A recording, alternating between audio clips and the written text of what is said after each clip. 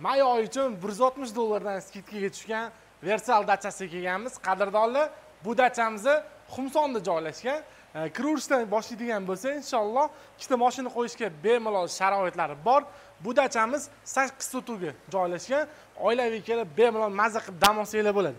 Bu dachamiz sotilmaydi, arendaga beriladi faqat. Ana endi sizlar bilan dachamizni ko'rib chiqamiz. Kirganinglarda shunaqa atmosfera sizlarni kutib oladi. Bu tarafimizga ham vanshat qilingan.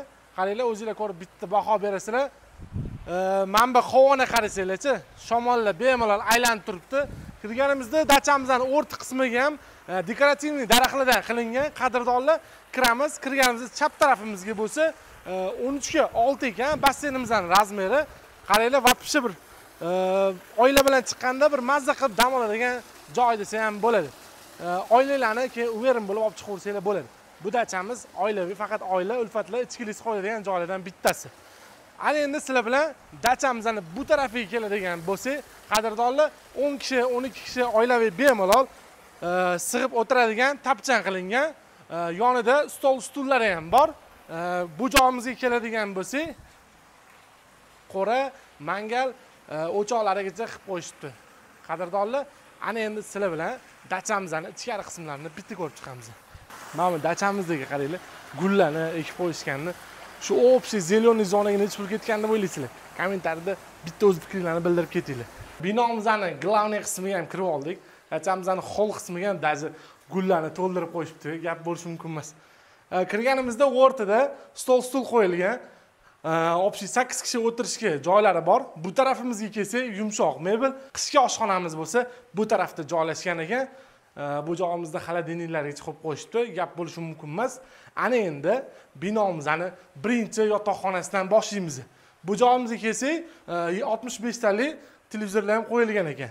Birinchi yotoqxonamiz kishi uchun kattalar yotoqxonasi. O'z ichida sanuzellari ham bor. Bitta ko'rsatib qo'yamiz. Ana endi dachamizning ikkinchi yotoqxonasiga kiramiz. Bu ko'rib turgan narsalar ham qo'l mehnati, qadrdonlar, xudojniklar chizgan. Bu dachamizning ikkinchi yotoqxonasi, bu ham kattalar yotoqxonasi, 2 kishi uchun mo'ljallangan. Ichida o'zini sanuzellari ham bor. Uchinchi yotoqxonamizga kirishimizdan oldin bu joyimizni bitta ko'rsatib ketamiz. Qadrdonlar, bu dachamizning igrovoy xonasi desa ham bo'ladi. Kolonka, PlayStation to'rlar qo'yilgan ekan. Menimcha uchi ham bor. Bu joyimizga kelsak, dachamizning qishki basseyn xonasi 8 ga 4 razmerda. Bu tarafimizda bo'lsa, dachamizda umumiy bitta sauna joylashgan, turetskiy sauna. Isitishlarga ham gap bo'lishi mumkin emas. Ana endi sizlar bilan dachamizning 3-yotoqxonasiga kiramiz. Bu dachamiz to'liq high-tech uslubida ta'mirdan chiqqan. Ana endi bu dachamizning 3-yotoqxonasini bitta ko'rsatamiz. Bu yotoqxonamiz ordinarniy divanlar qo'yilgan 4 kishi uchun. Undan tashqari oilaviy kelganda ko'pchilik bo'lib ketsanglar, ko'rpacha, yo'q-yo'q sharoitlarni qilib beriladi. Inshaalloh bu dachamizning sharoitini ko'rdinglar. Endi oilalar bilan yoki o'rtog'inglar bilan kelib bitta dam olib qo'ymasanglar bo'lmaydi. Joninglar sog' bo'lsin.